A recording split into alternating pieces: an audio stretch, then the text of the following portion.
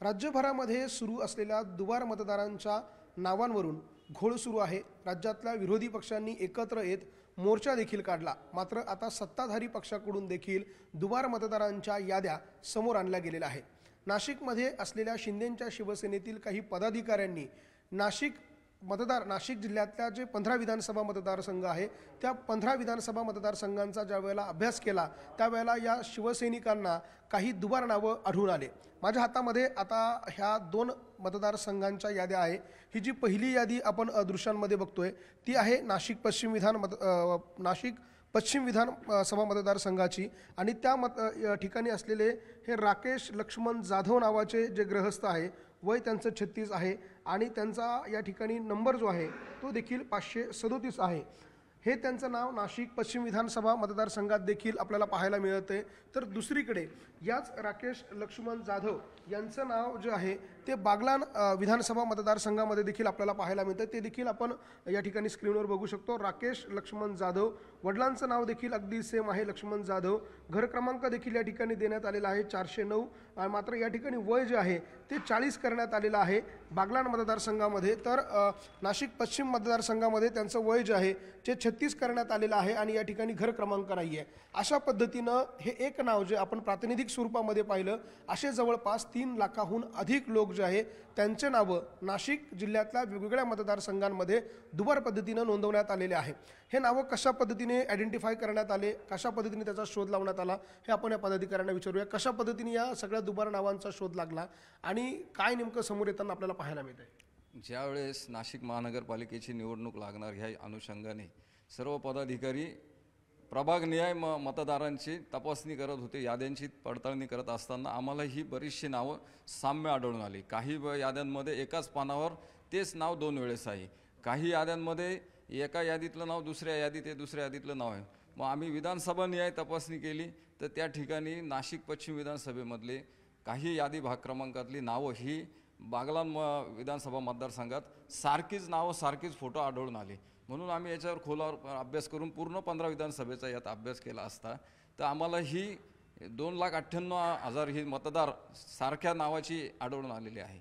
म्हणून आम्ही त्यावर तात्कालीन मांढरे साहेब यांच्याकडे पण त्या काळात तक्रार केली होती, पण आम्ही गेल्या 4 दिवसापूर्वी नाशिक महानगरपालिकेचे निवडणूक अधिकारी यांच्याकडे लेखी स्वरूपात आणि पुराव्यानिशी तक्रार केली आहे आणि आज रोजी आम्ही कलेक्टर साहेबांना देखील निवेदन देणार आहे। खरं तर सत्ताधारी पक्षाकडनं हा आरोप केला जात होता विरोधी पक्षाकडनं, मात्र आपण सत्ताधारी पक्षामध्ये आहात।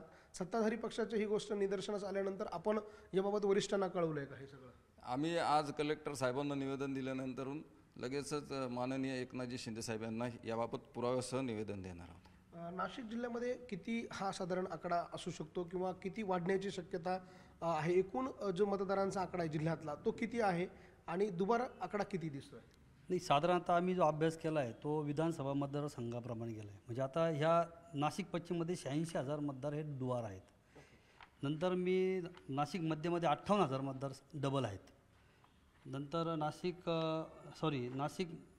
पूर्वमध्ये 86,000 आहे, मध्यमध्ये 58,000 आहे आणि पश्चिममध्ये 93,000 मतदार आहे। त्याचप्रमाणे देवळालीमध्ये 61,000 मतदार हे दुबार आहेत।